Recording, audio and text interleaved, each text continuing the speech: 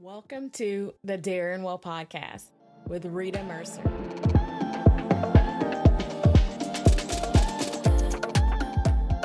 A quick point on these energetic parasites. The purpose for them attaching is they're a parasitic energy. They're feeding on our energy. But what they do is they feed on our fear and they feed on our anxieties, right? But the kicker is they're manipulating our thoughts and our emotions. So they're the ones actually creating the fear and the anxiety.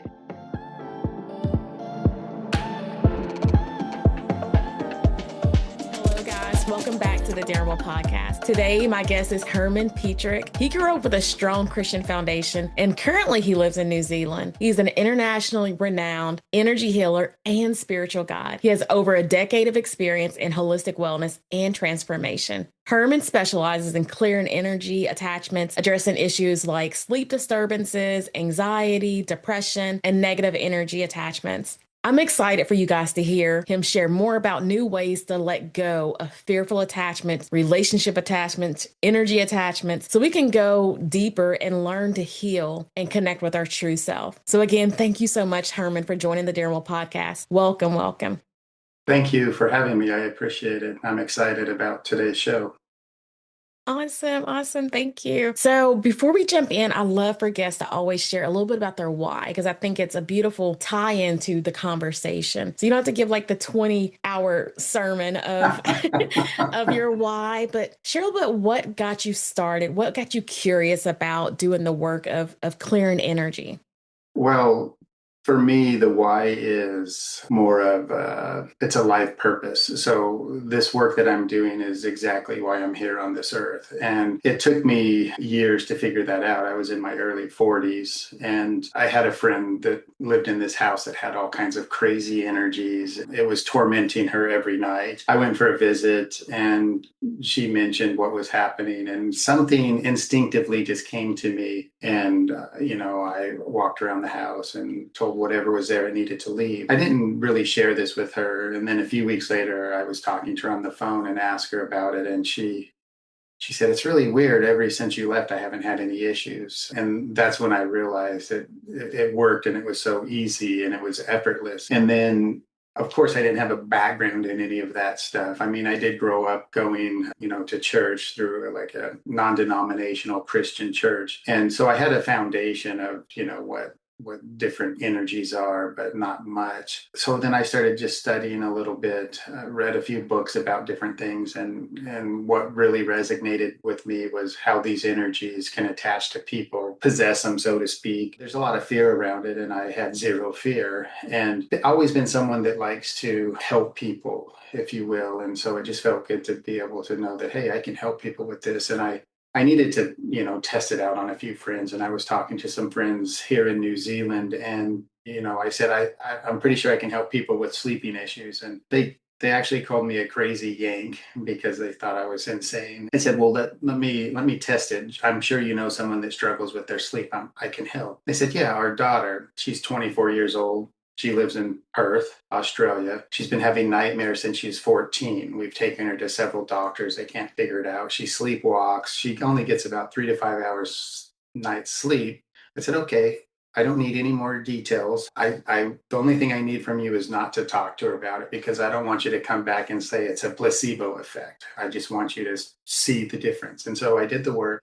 About a week, 2 weeks later, they came back to me and said, oh my goodness, she hasn't had a nightmare since you did the work. And now she's sleeping 8 to 10 hours a night. She's like a completely different person. And they were just shocked. And the mother was in her early 60s, mid 60s. And I said, how about you? How's your sleep? And she said, I didn't want to tell you this, but ever since we had that conversation, I haven't slept so good in 20 years. I used to have to take sleeping pills and I haven't taken one in the last couple of weeks since you and I chat. And I said, yeah, I did it for you as well. And then, they didn't think I was a crazy yank anymore. And Because you had evidence.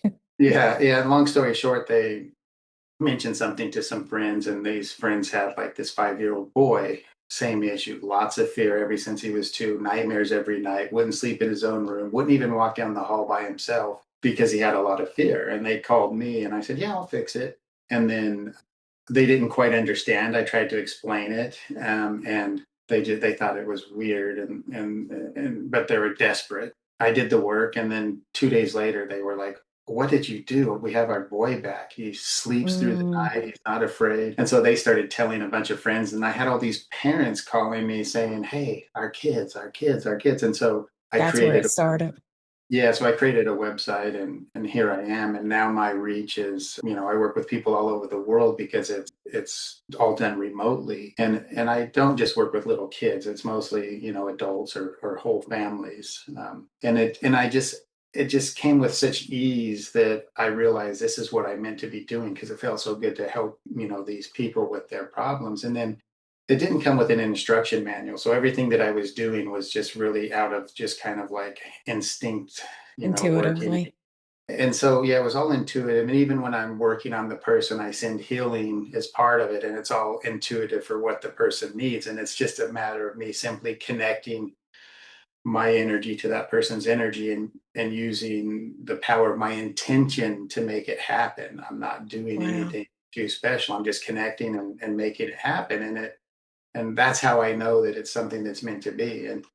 And as the years have gone on, it's been nearly 15 years now, but as the years gone on, I've gotten better and better, because it's evolved a little bit in my technique and how I do it. I was kind of like baptism by fire. I was learning this stuff, but As you um, were going, yeah. yeah, and you got to have a little protection around you when you're doing this, because this stuff can really come back, to yourself. And that's what I struggled with the first couple of years, but I got all that figured out, and yeah, here I am.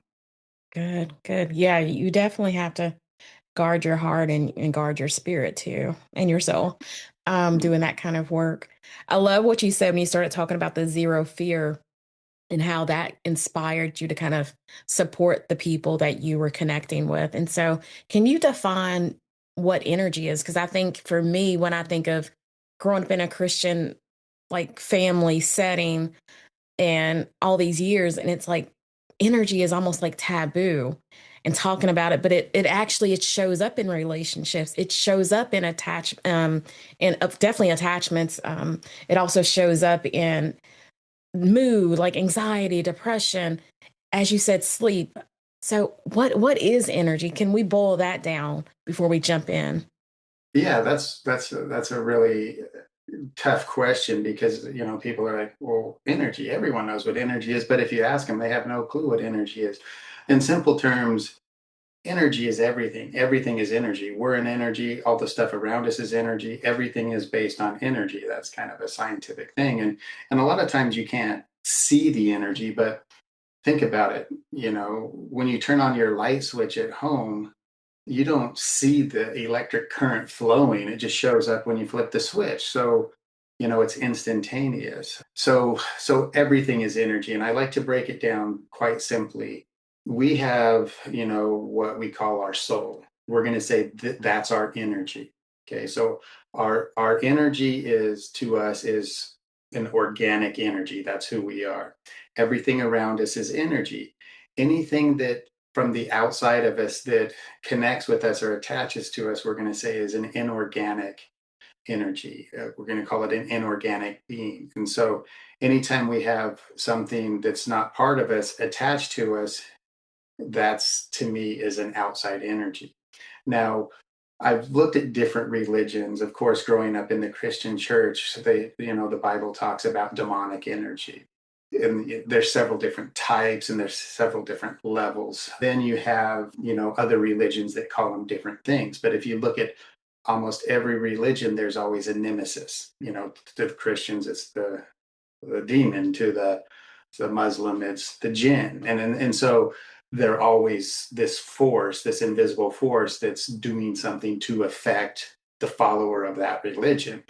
And so the there's all kinds of exorcisms that's been done, and they talk about all of this stuff, but there's several different types of energies that attach to people, and they affect people differently. I don't go into any of the details of those except for one, but I don't really go into the details of those because to me they're energetic parasites.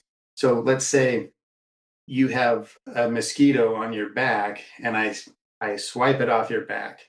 I'm going to say, oh, that was just a mosquito. You're not going to say, Well, what kind of mosquito is it? How long has that mosquito been there? And why is that mosquito on me? And what is it doing to me? We don't care. It's a parasite. And so these energies, I don't give them any value other than they're simply just a parasite. So when people I work with want to know all the details of this and that, it's like, no, it's a parasite. Why do we need to know what kind of parasite and what that parasite's doing? Now, I can talk in general about what that parasite can cause, and it causes a number of things. And so my job, my life's purpose here is to remove these energetic parasites from people and places, because they're both in, the people's places. Remove those energetic parasites and help people reconnect to their true authentic self, because there's so many people going around that are just disconnected from who they are. And a quick point on these energetic parasites, the purpose for them attaching is they're a parasitic energy. They're feeding on our energy. But what they do is they feed on our fear and they feed on our anxieties, right? But the kicker is they're manipulating our thoughts and our emotions. So they're the ones actually creating the fear and the anxiety. And so I always What? challenge people to question your thoughts and your emotions. Just because you have a thought or emotion doesn't mean that it's yours, but we just instantly own our thoughts as our own and our emotions as our own, and we're being driven through life by our thoughts and emotions. That's how we go around through life. But if we're disconnected from who we are and we're being manipulated, we're not driving. We're not driving. It's these parasites that are driving. And it's never just one. It's like if your dog or cat has a flea, there's not just one flea. Oh, It's yeah. not how it works. So Yeah. I know that's a long answer on what energy is, but to me, energy is all around us. And we can't really see. The human eye sees 0.005% of what's out there. Like there is so much that we can't see. And it's all energy based, it's all frequency based. We see a specific light band, but everything else around us is, the spirit world around us is pretty interesting. Yeah. Yeah. Yeah. And I've often heard, thinking about evidence based, often heard like energy being measured by like frequency, like you said, like light. When you think about submitting energy waves, and so like all these different things, we're getting energy in all these different environments. And so, but I love that energetic parasites, and I also love going back to the zero fear, like not even acknowledging what is the fear, what type of energy is it, like that's just spending extra time. That's not going to get you the healing. Let's just clear it. Let's just release that. And so let's think about what are some energetic attachments and how they show up in relationships, within people, within like all these, in like you said, in spaces. So I guess let's think about it from the relationship perspective. Then I want to jump to like the fear and mood and anxiety perspective. But how does energy show up in relationships? So when I think about like soul ties, I think you've shared it as more of like core connection. And so maybe what does that mean when you think about relationships and how that attaches? Yeah, so we're all energetic beings, and when we connect with people, communicate with people, whether it's online, over the phone, in person, we connect to each other energetically. And when we do that, we gain what's called a cord connection, and it's just a light energetic connection. And sometimes you can feel it. Like I'm sure everyone has a friend, a colleague, or an acquaintance that when they talk to after they leave the conversation, they just feel really drained and tired, and that's because someone connected with them like an energetic a cord connection and has siphoned their energy. And it's not done deliberately, it's just that they need to feed on someone else's energy because they have their own internal energetic issues. And so you leave the conversation just feeling, oh, every time I talk to this person I'm worn down. That's kind of a negative type cord connection, because someone's siphoning your energy, and sometimes you don't feel better until like you leave way from that other person. But those are just simple connections, and those, people will have thousands of those, and they gradually just disconnect over time. There's, some tricks to cut those immediately and protect yourself. But another real more powerful energetic connection would be what you mentioned as a soul tie. And a soul tie is simply a very deeper connection from one person's energy to the next, or my soul to yours, so to speak. But those only typically happen when you're very close to someone. So like a partner, like a boyfriend or a girlfriend. And when you're intimate with someone and in love and you just feel really connected with that person, but then the relationship ends, you still have that cord connection, but I'm sorry, that soul tie. But think of the soul tie as like a, a bridge from their soul to yours. And so a lot of times when, say, you end a relationship, it's because it, just wasn't the right fit, whatever it may be. And it wasn't the right fit, but a year later or so, or 6 months later, or even 2 years later or more, this person always pops up in your head and you don't understand why. And it's that connection. But also think of it like a spider web of energy.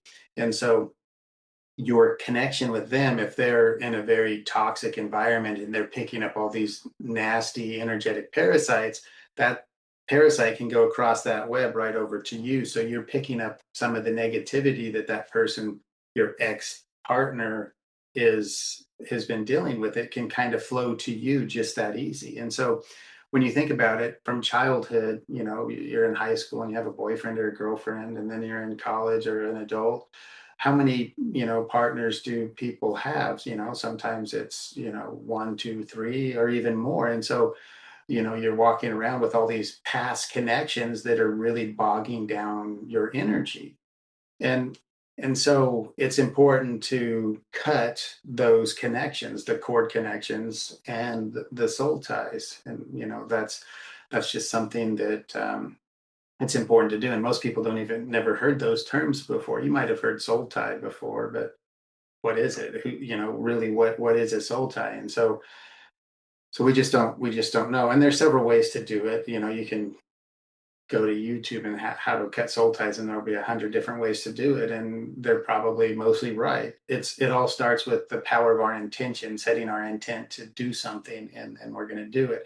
But the problem with setting our intention is we're so disconnected from who we are that it's hard for us to really set that intent and make it work, because we're not really driving the ship, because our thoughts and our emotions are being controlled or manipulated by these energetic parasites. One other quick analogy is, think of like your computer system, like, or even your phone. But let's say your laptop it's running slow. It has all these bugs and viruses, and so you take it to the computer store and they clear the cache, they remove the cookies, they reset the hard drive, clear everything, they hand you back your computer. Well, same thing goes with our bodies, except for we don't do maintenance on our bodies too much, but we have to go in like a computer and clear all of that stuff out. And that's part of cutting those energetic connections, would be like erasing the memory that's running in the background, that's slowing your system down. But when we're so bogged down with all these connections, we can't really connect to who we are, because there's so much interference and we're just running so slow. It's like, you may not be old enough, but when the internet first came out, there was dial-up internet. It was really slow. Now we have broadband. It's like people are walking around with a very slow dial-up connection when they can have fiber and get information like that. So doing energy work and cutting those connections is like resetting your computer, restarting your computer. It has to be done from time to time. And then obviously there's self-maintenance. Everyone's heard of like mind, body, soul work. We have to do things that's right for ourselves. Wow, wow. What about fearful attachments that may be tied to mood, anxiety, sleep, depression? So what about fearful attachments? So most of the attachments are going to create fear one way or another. And and so I want to kind of paint a picture around that, of your own energy. I'm sure you've heard the term your aura, and there's a lot of people out there that say crazy stuff. They can see your colors and this and that and the other. Well, Yeah, that's too woo-woo for me. yeah, yeah. So, but I want you to think about it in terms of energy, because this is really important. So think of like on a sci-fi movie, Star Wars or something. They're in a spaceship and they have an invisible force field around them, and it's at 100%, right? And then when their bullets are hitting the force field, it's wearing the force field down. Well, think of your energy has this protection around you. It's just this bubble around you. It's like your invisible force field. as we go through life, that bubble takes knocks, that force field takes knocks. When we're not getting enough sleep, our energies ran down. So our energy is not producing 100%. When we're drinking too much alcohol or drinking it excessively, it that alcohol dumbs us down. Our force field isn't 100%. And then think of taking prescription medications or different narcotics, that those drugs are dumbing us down. And so all of a sudden, all of these, and then the foods we eat, it's not, we can't eat organic all the time. We'd like to, but then there's these chemicals in our food and that non-healthy foods, they're dumbing our energy down. And so all of this affects our bubble, right? And so we're walking around with a 15%, shield around us when it should be 100%. And so when those parasites get into our bubble, then they start to create, remember, they feed on fear and anxiety. And so they're doing everything they can to create the fear. And that fear could be just these negative thoughts that just keep coming and coming and coming. And right. And then that leads to the anxiety. The biggest thing, when we first started, you talked about sleep. Well, we're attacked at night because we're most vulnerable. And think about it, when we lay down to go to sleep, it's like charging our cell phones. We have to get our charge back up because we've used it all day. Well, same thing with our physical body. But if we're not getting the full charge, we're worn down in the morning. And then we start our day, and then we have all these people around us with their own energetic parasites, and they're hooking into us, and we're just constantly being worn down. And then that creates the anxiety, and that creates the fear, and then that leads to everything else. And the other thing, so what we can do is we do things for ourselves to work on our inner balance so that our force field, our bubble, becomes stronger. And things that we do, take time for ourselves.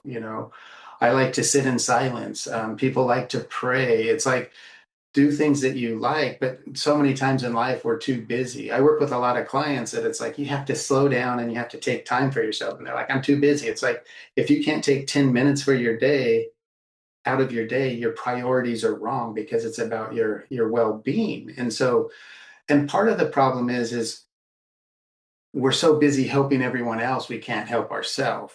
It's like when you fly on the airplane, the first thing they say in the safety briefing, put on your mask before your child's. Well, same thing when you're helping people. If your energy is too low, you got to help yourself. Charge your own battery before you give your battery away. We're giving ourselves away too much. And we wonder why we have anxiety and fear and sleeping issues. And then we look to our medical doctors that will say, oh, take this pill, it'll help you sleep at night, not knowing that that pill is dumbing down your energy and creating more. And the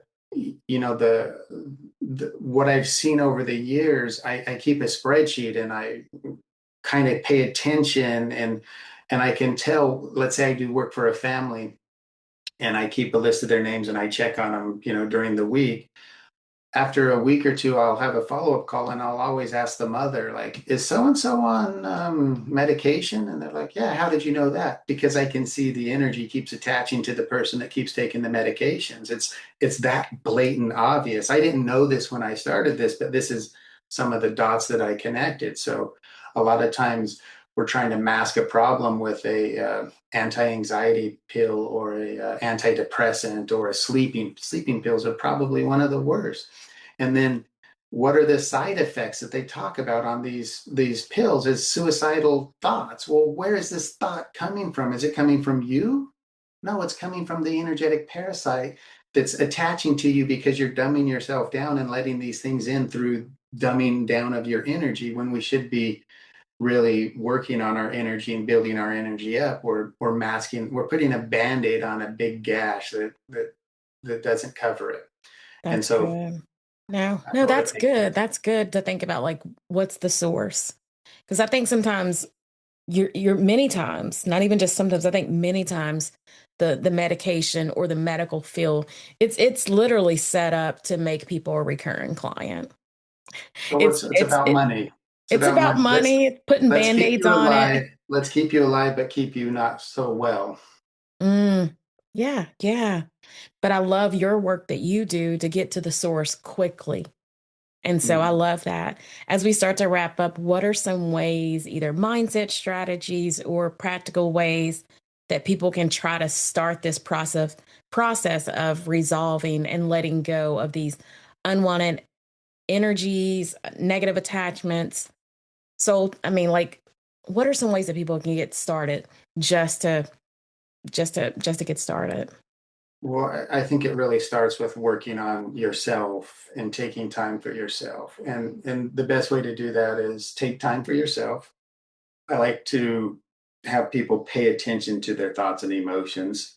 Don't necessarily buy them as your own. That's kind of a really key first step. And just do things that are right for you. A couple things when we talk about letting go, like people say you need to let go of that emotion or let go of that thought. Well, Which is what if easier we're not? said than done. Well, the reason it's easier said than done is because what if we're not holding on to that emotion or that thought? What if that emotion's holding on to us? Like if you're Ooh, grabbing my hand and I'm going to say, okay, I'm just going to let you go. Well, I'm not holding you.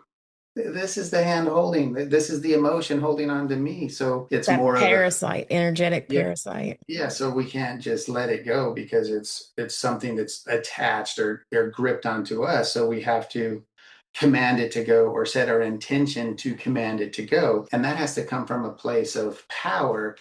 But we're so weak from all of these parasites that we don't really have the power. Yes, people do overcome it, but it is a struggle. So it's important to, reach out to your loved ones for help or, research, who can help you with what you're going through. But a lot of times it's not as easy just to say let it go because it's not you gripping onto that emotion, it's that emotion gripping onto you. And when we can think in terms like that, we can realize, okay, that's why it's not easy to let it go because we're not holding on to it. It's holding on to us. So it's all about flow, the energy flowing through our body. And if it's not flowing, it's causing problems. And those problems turn into disease. That's where most of the disease comes through is our blocked flow, our blocked energy. So that's really the key is just letting things flow, keeping the flow going. And finding a practice for yourself that'll help calm you down. Focus on, I like to do breath work where I just focus on breathing in and out. And it helps me as I sit there and then a thought pops up. I go, nope, I'm going to focus on what it feels like breathing in and out. It's that simple. Or like, there's the people that do like they pray the rosary, it's more Catholic, but they have these beads and that's like feeling those beads takes their mind off, and they're reciting whatever it is, the Lord's Prayer, whatever they're doing. I'm not Catholic, but they have those beads and they're just feeling the beads. And they're not the only ones with the beads. There's like, the Buddhists do meditations with these beads. I don't know what they call them. I'm sure there's a name for them, but it's the same thing. It's having something to take your mind away from the thoughts that are storming in and separating yourself from those thoughts. That's powerful. Thank you. Thank you. So, wrapping up, what are some ways if people want to take it a step further and go deeper to actually release and let go of these energetic attachments? How can they connect with you? So, I'll definitely put your website in the show notes, but like how can you best serve them? Yeah, so go to my website, drop me an email and say, hey, I saw you on this podcast, and I would be happy to offer free 15-minute consultation where you just pick a time, we do a video call or a voice call, and I can explain exactly what I suggest for you specifically. And that's the best way to go. I can just give you the advice and you can run with it or do what you want with it. But yeah, my website, just drop me an email through my website and I'm happy to connect with you that way. And shout out your website. It's just my name, hermanpetrick.com. And there are several places to contact me there. There's little chat bubbles and there's a contact page. Either way, it goes to the same place.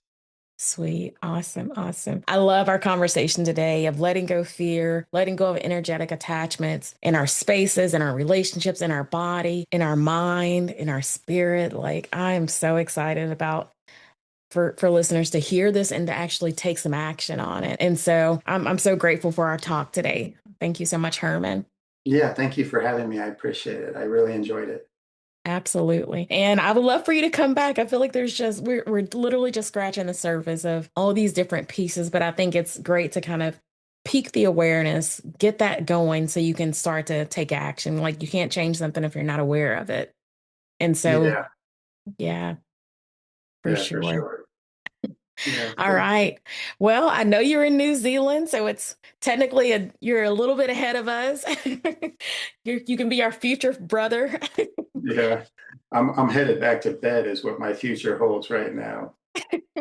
Well, thank you so much because it's what 5 o'clock there, Yeah, 5:36 it's pushing 6 o'clock now, so in the morning. I'll get another nap. Yeah, it's early Saturday morning, so Thank you so much for sharing your heart, your time, your wisdom, just some practical ways and breaking down like all these complex things that feel so far out of reach, so woo woo, and just like these are the things that how they truly show up in your life. And so thank you for mhm. making that simple for everyone to understand. Yeah, no worries. Thanks for having me, and I'm happy to do this again if you feel it's necessary. Yay, thank you. All right, wellness friends, that's all for today. Thank you so much for stopping by the Darren Well podcast. Don't forget to like, to share, and subscribe wherever you hear this episode. Wishing you a fabulous day, my dear. Until next time, keep living, keep loving, and keep daring well. Take care, guys. God bless.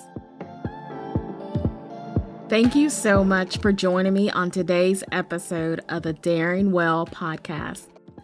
If you enjoyed today's episode and want to continue exploring the world of holistic wellness, be sure to subscribe to the Daring Well podcast so you never miss an episode filled with transformative conversations and actionable advice.